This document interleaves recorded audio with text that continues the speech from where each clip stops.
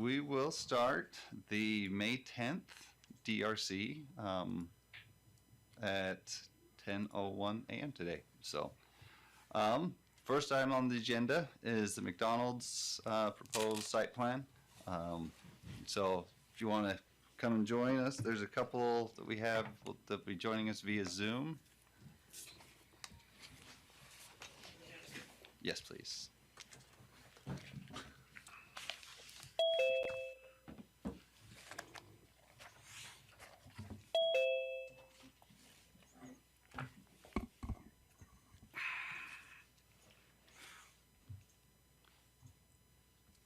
Then those that are joining us via Zoom, Darla Bowen and Trevor Prophet, can you guys hear us? Trevor's on mute. Yes, I can hear you. Can you hear me? Yes. Awesome. Okay, just wanted to make sure that you guys can hear us. So. Appreciate it. Thank you. Okay. All right, so should I introduce us? I'll do a little introduction real Okay. quick, and then. Great. Well, actually, let's do to introduce for the minutes so Okay. that the recorder can. So I'm include those. Darren Perks with Dominion Engineering. Okay. Civil firm in Murray, Utah. Okay, sounds good. We also have Trevor Prophet, who's the McDonald's construction manager, and Darla Bowen, who's McDonald's real estate manager. Okay. Online with us. Great, thank you. So just to kind of give a background on the proposed application, on the application for the proposed site plan for the McDonald's restaurant. It's located on the northeast corner of the intersection of 500 East and Main Street.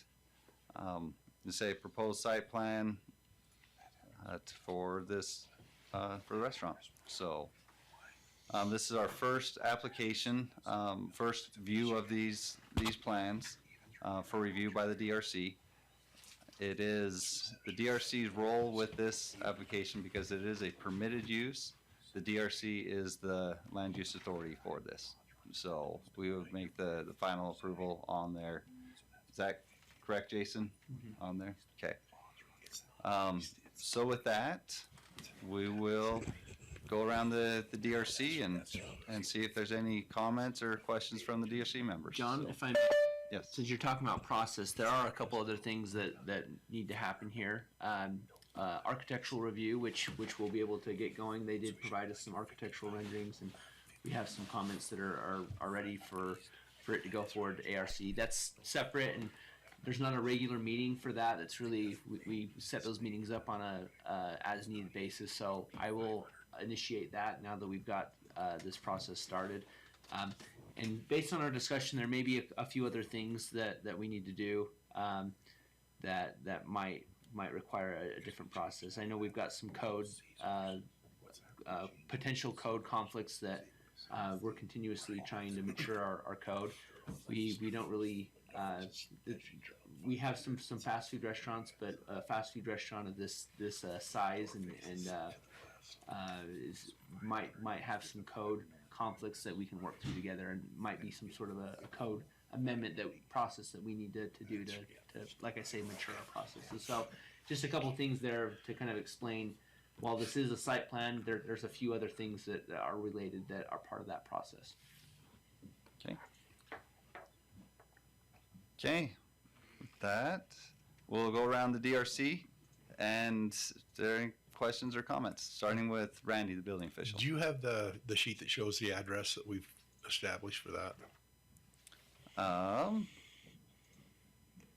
So the front Faces. cover sheet has that 550 East It's Main not. Street. It's facing 500 East, so we've established a north address off of 500. Do you have that, Ryan? It's right Right here. there. Should be on the red line. Yeah. Okay. So the official address will be, and again, we'll provide these red line comments to you, as any additional ones we need to add to. So, okay, Other than that, that's it. okay. Looking at it, looks good. My only concern is just the queue. I know McDonald's are, and they tend to stack up a lot. I just don't want to see traffic stacked up northbound on 500 East trying to make that right-hand turn to make another right-hand turn into the parking lot and block 500 East. Does that make sense? So historically, we've done, there's been some discussion previously, and that was a comment that we did bring up. One thing that's not included in this plan set is kind of that queuing diagram that was provided, kind of showing how you anticipated cars to queue through here.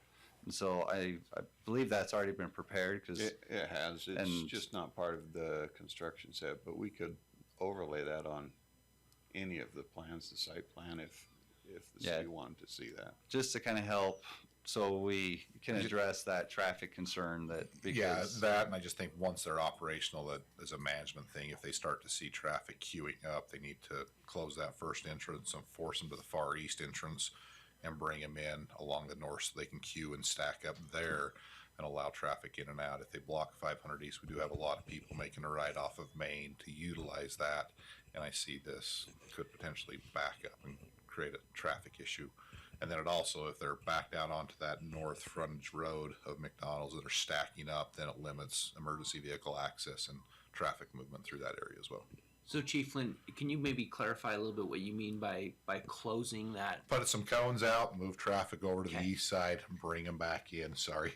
Yeah, no, I'm with you. I think for sake of the Yeah. public, it's And I think that's you just need to something you can- maintain two accesses, but maybe on a temporary basis. Temporary basis, throw some cones, and we can work with the manager once that opens. But I just don't want to see traffic blocking that main road in and out of McDonald's for emergency access. Other than that, we're looking forward to it.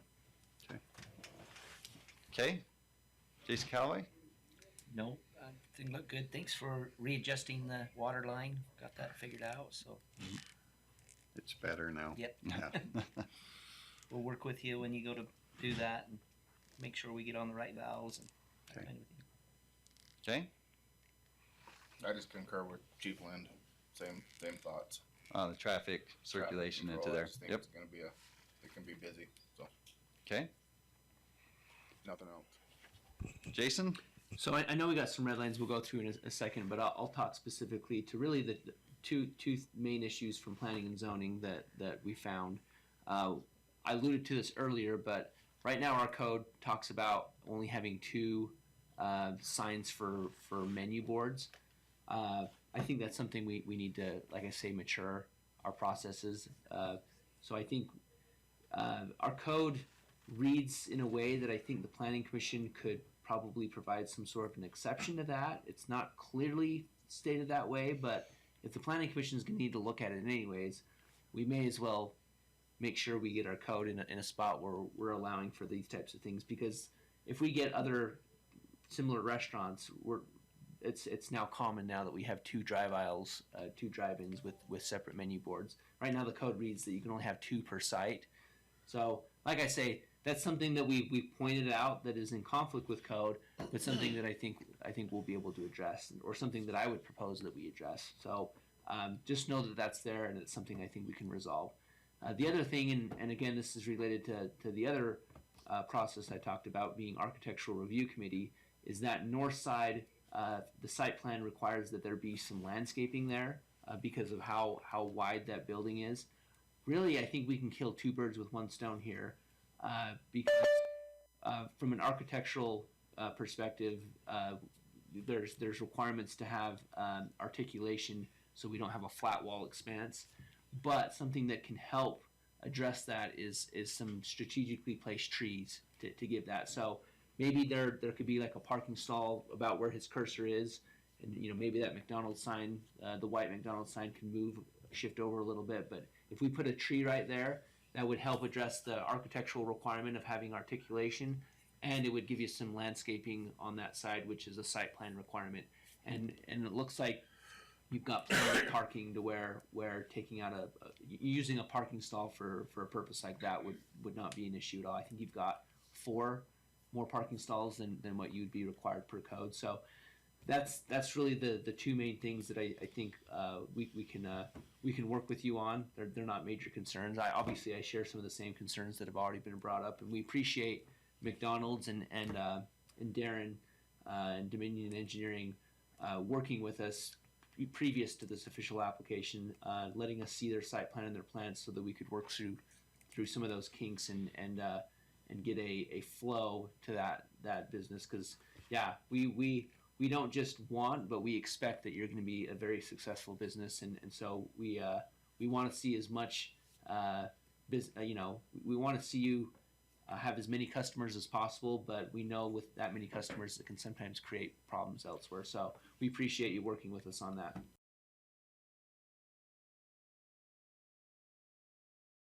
We're back.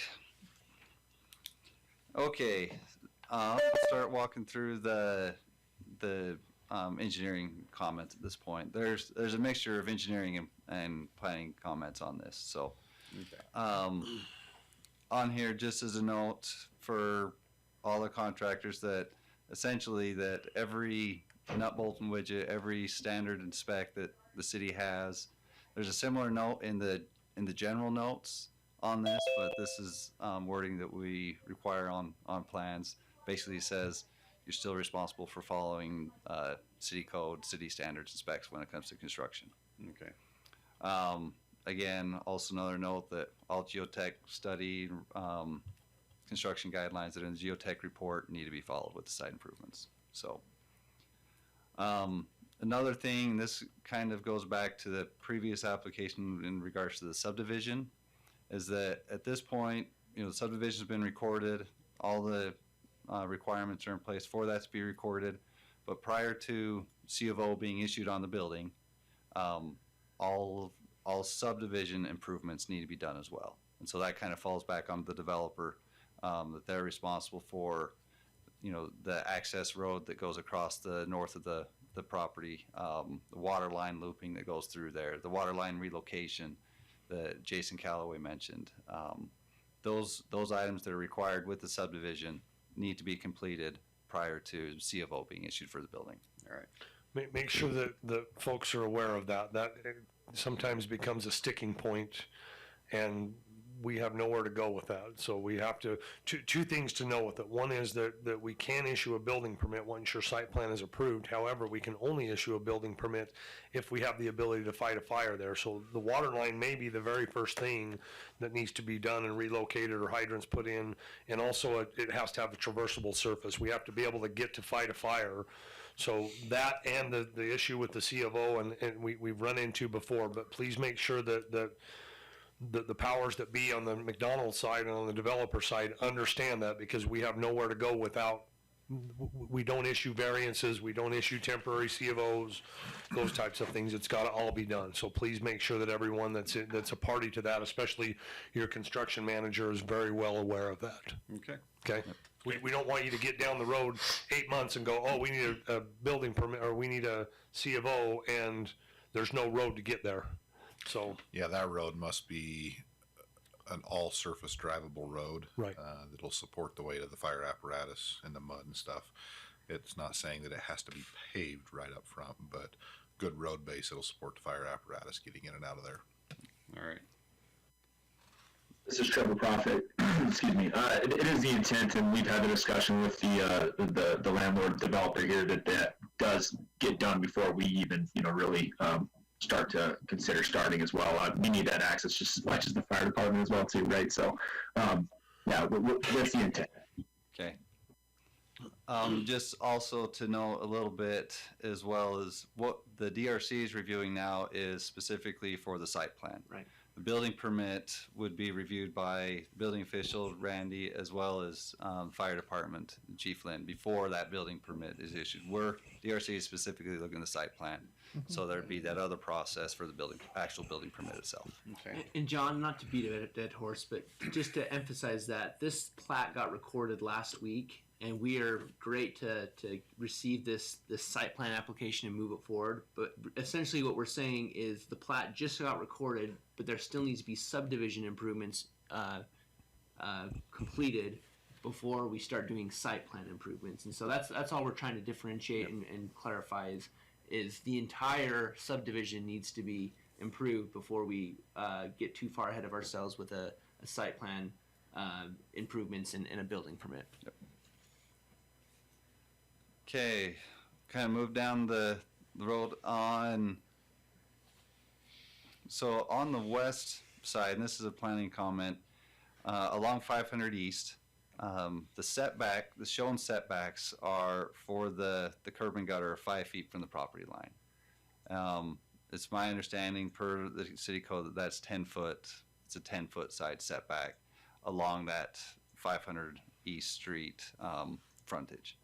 So that'll need to be looked at and addressed and taken care of there. All right, what about the other side of the property? Over on this side, Yeah, is there a minimum requirement on that side as well? that one I believe is 5 foot as well. Yeah.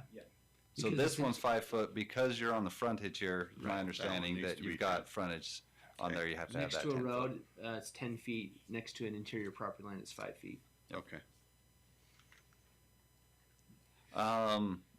And then either We with the talked about parking that. stalls, already talked about that one. Mhm. Need to adjust the distance from the building. Oh, And then- sorry, maybe we didn't talk about that. Not the distance from the building. You've talked about putting Right. something to landscape to help break that up. Sorry. But so there needs to be, So it needs to be a 6 foot instead of Yeah. a 5. and it's a couple inches. 5.9. So Pretty that'll, sure we can find that extra. yeah, I should find an extra inch on there. And just for the overall site and looking at it, basically some sort of pedestrian access to the adjacent parcel, just to help the overall flow of pedestrian access through this development as we start to develop further up to the north as well. Regarding the retaining wall that you've got shown, again, it appears that it's a pretty short retaining wall that's along the drive aisle, the south side of the building, on the south side of the drive aisle. Just as a note for there, you need to have an idea of what the materials are. Those will be part of the architectural review. And so that retaining wall will need to be looked at with that as well. And just to note that anything over 4 feet, which it doesn't appear that's the case with this one It isn't at this point. at this point. But if that changes with the rating as you come up on the site where it has to be bigger than that, if it's 4 feet and over, that needs to be engineered and building permit issued for that one. So, and then regarding the architectural, what type of material is the block made out of? So as that goes through the ARC review, that they can look at that as well.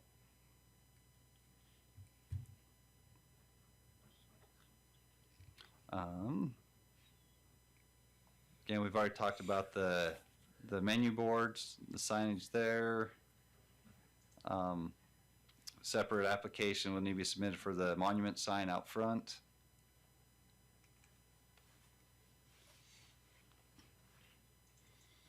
Then the roll forward signage, is that a permanent sign or is that a temporary It's a permanent. mobile sign? Those are The pole head permanent, signs. Okay. but can be movable if that makes sense. I don't think we have an issue with the permanent nature of it. I think it's the height, right? Yeah, it's the height. It's hard to see the measurements. They're kind of blurry, so it can't be any higher than 4 feet, and it can't be any bigger than I think 4 square feet. So we just needed to see the measurements, and then there's a few other signs that are a little bit too big Okay. for our code. It was like 5 square feet, and then this has to be shrunk down to 4 feet or 4 square feet. I think that comment there is also the same as what we talked about. Okay.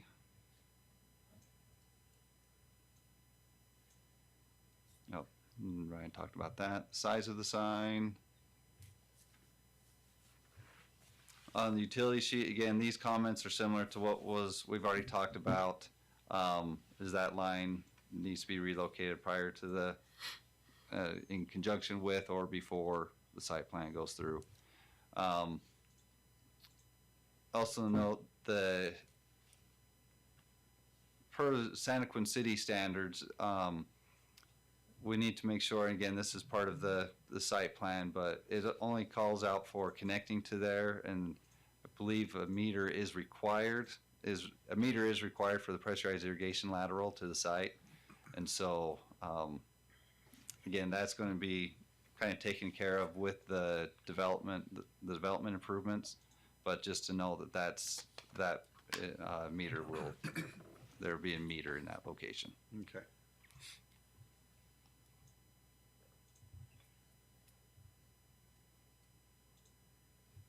And then on the storm drain inlet boxes, Santaquin City requires that a 3-foot sump be included in the bottom of those, that to help with pretreatment. All right.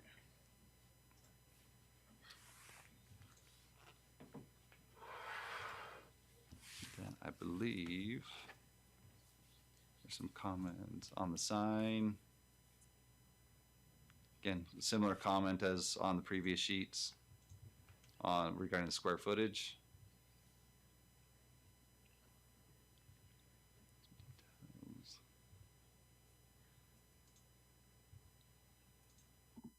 John, while you're still scanning through on that signage, just a real quick question for you. On the 4 foot, is that overall height or is that 4 foot for the sign itself? Overall. Total overall height. 4 foot overall height. Okay. 4 feet from the base to the top of the sign. You did say some of the signs had a square footage issue too that we need to look at. 4 square feet. Yeah, it has to be 4 square feet, and some of them were around 5. Okay. No, that makes sense. I just wanted to, because I was just looking at those, and I think the sign itself, the overall height of it is like 3 foot 11, but like with the pole and everything, obviously it makes it taller. And then the square footage, I think you're right, it's about 4.5 square feet is what I'm seeing on some details, but we'll address that with our signage company. Thank you. Okay. Some landscaping comments. One in particular is location of this tree, just to help with site visibility, corner visibility. That tree will need to be relocated. We do have a site triangle requirement that you can find in our code that kind of helps delineate that distance there. So, again, I'm not going to go in too much detail on these. They're code reference. Jason's already mentioned kind of landscaping from the building to help with that. Side yard landscaping notes, and some notes around the trash enclosure for landscaping.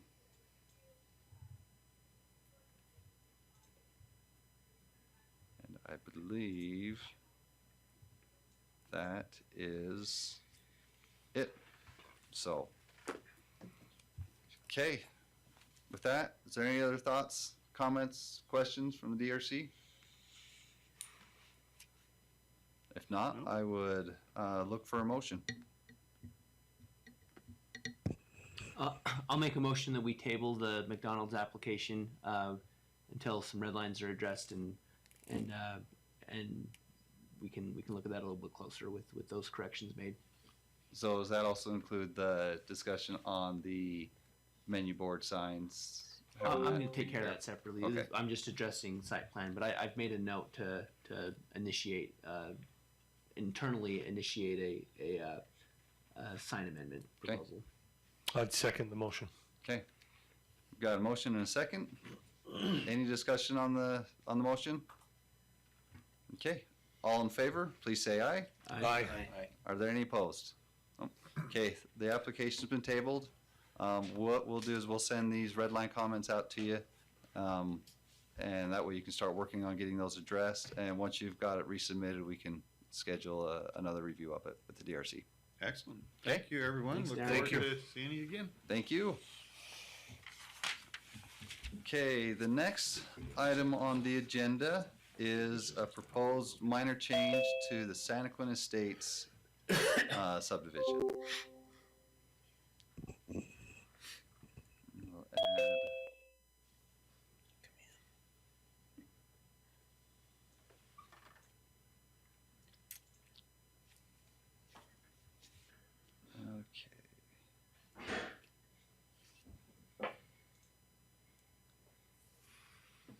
wait for him to join Zoom.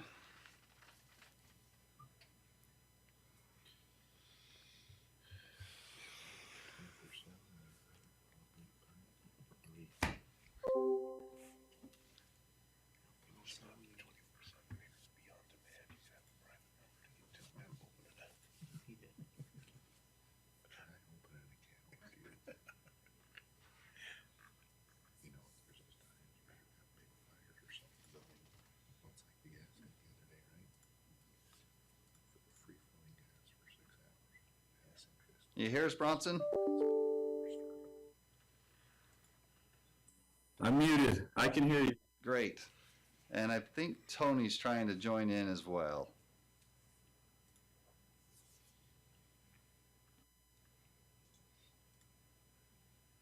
Just working on it.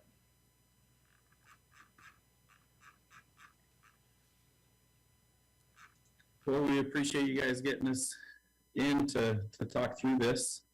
Yep. We'll kind of get going and say, not sure the connection, and say, tell him Tony's trying to join. So,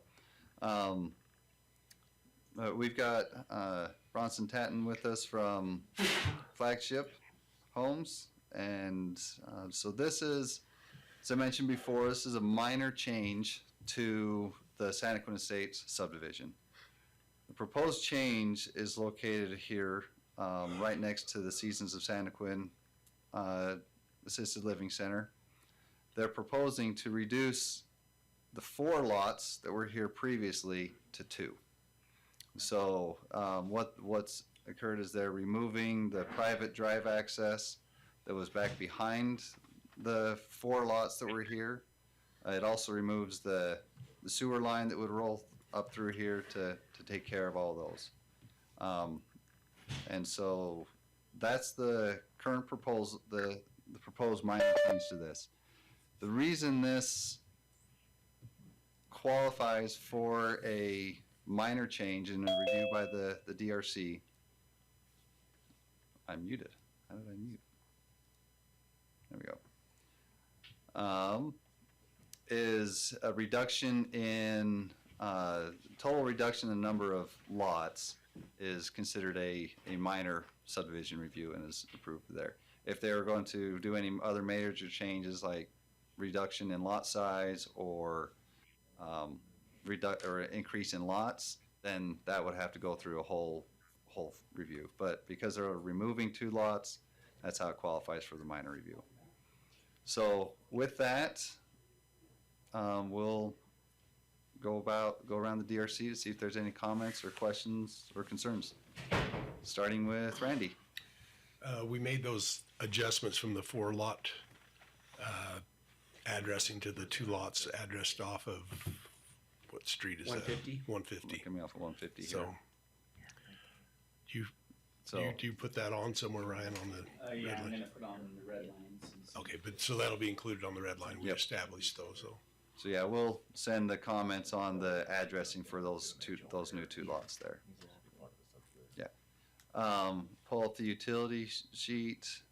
And then go to Ryan. You have any comments or questions? No issues. Okay. Jason Calloway. No, looks good. Okay. I think the comment that the chief had last time was make sure there was a stop sign right there. I can't see. There it is right there. I see it. Yep. It's there. Okay. Jason. No comment. Norm. So just a couple of things with the applicant. They're looking at, this is a minor change because they're lessening the number of lots and actually making 2 lots bigger. So that's doesn't have to go back through the full process. We thank you for that. Also, Bronson, can you help us to understand this ends up eliminating the need for an HOA on those 4 units there. Is that correct in your understanding as well? Yeah. Yep. Okay. So we wouldn't have like a special assessment on the private drive anymore, or like a shared sewer lateral. All that goes away. Okay, understood. So that was the only questions that I have. I don't have any other concerns. This is a good move. Okay. Sounds good. Engineering wise, similar. We've done closure checks on them to make sure that they did and they're okay.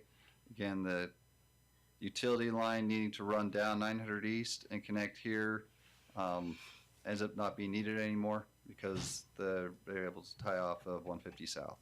And so, yep, other than that, engineering didn't have any other comments either. So, John, I have a question on that. Is that not needed for the future 5-acre parcel commercial, or that comes off of Main Street, or? Yep, they are. So there is no need for utilities in there. An 8-inch line is being stubbed, Okay, sewer got it. and PI all across coming Okay, from Main Street. Great, thank you.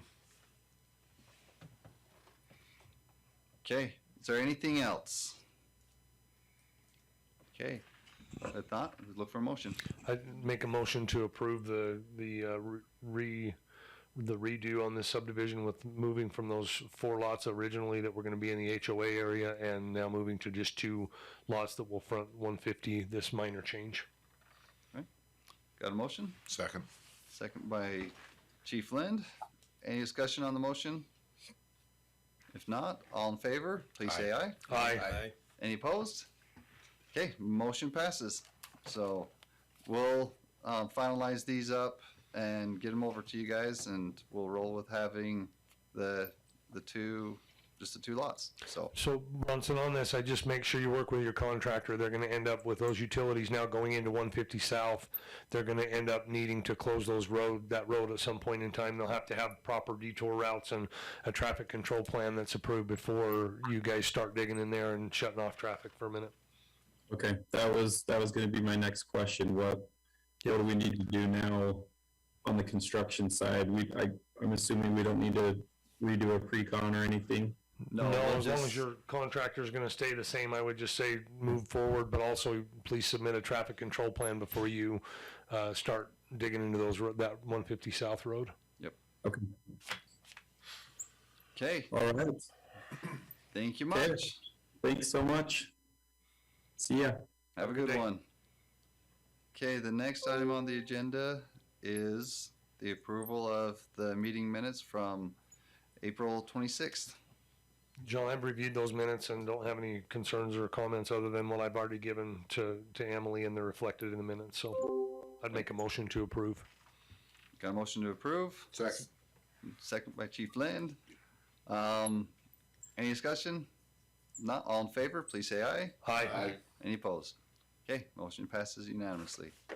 And with that, unless there's anything else needs to come up, I did a have motion to something. adjourn. So moved. Oh, no, we got He said he had some. Sorry. Russ has one. Sorry. I We're didn't done. speak loud enough. Yeah, into the microphone there. We did have a complaint and on Angelus and Lambert. So it's up on by Peach Street. Mhm. So, and when Angelus drops down northbound and intersects with Lambert, it's a T intersection. But there was a citizen there that brought it to my attention that there was people coming down that hill and they pick up speed and turn that corner. There's no stop sign at that corner, which is not a big deal in itself, except that there's a lot of children there, and that's where the school bus stops to load and unload students. So she said it's kind of dangerous when they come down there. They pick up speed coming down the hill. There's no signage there, and they just turn left or westbound onto Lambert. And she said it is a safety concern. There's been several near accidents there. So Cherry going into Lambert. No, so Angelus So Angelos is right here. there. Yes, Angelus comes coming down into to Lambert. So John, we probably want to review the subdivision plans there and just see if there was supposed to be a sign that was to be put in and never got put in. Yep. That would be my first recommendation on that, is that likely would have had to have Right.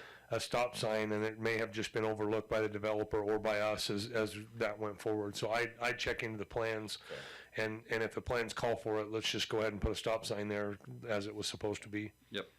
Yeah, we, we'll take a look we need at to that do and see. some, look at it further and do some research we can.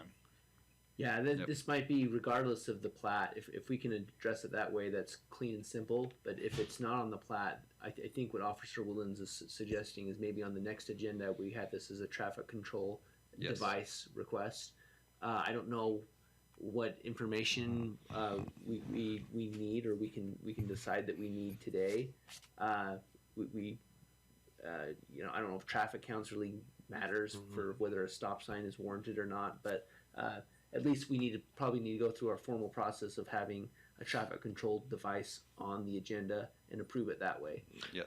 I would imagine, looking at the phase line there and the asphalt, that southbound leg was done with the original subdivision, and there was never any traffic coming there. And then when the rest of the subdivision went around to our well house, it likely just didn't we didn't look that far out and zoom out of our review, and we probably, again, if there's a stop sign plan there, we should put it, but if not, it should be there anyway, because that's something that probably just, again, For Angelus, that Angelus Road, pretty much, well, not, I'm gonna say all of those lots have been built Right, on, but right. it's, that Yeah. road is pretty full, and that is there. They come straight down there to get to SR 198 to Right. go out. They wouldn't, Yeah, I they don't wouldn't think go any of down those would through. go around the other direction because it's just too many turns. So that is a busy intersection early in the morning, people going to work, and at night also. Yeah, we'll look into that on the Is that something engineering we have side. to go through a formal process to? It depends on what's there. If it's on the plans and should have been put in and just got overlooked, then we don't need to go through a process. But if it's not, we probably need to have it on the next agenda for the next meeting. Okay. Yeah, that phase was built quite a few Right. years later Yeah. after the rest of it, Yeah. so we might have just missed it. Yeah, and we've caught some of those same things up in Foothill and other areas where we've looked a little bit more zoomed out, and this might have just been one that we missed. Do we have a stop sign laying around, or is it something we need to order? We have stop signs. Okay, I mean, if it's enough of a concern, we could hold a special DRC meeting if we have to, but I think it's probably good to go through a Right. formal traffic control device. I think it's fine. I've been sitting up there during the days and watching it, and people do. It is a pretty busy road. Okay. Okay, we'll take a look at it. Okay. So, That's all I have. okay, anything else? If not, look for a motion to adjourn. So moved. Okay, we are adjourned at 10:43 a.m. Thanks, everybody. Thanks, everybody. Thank you.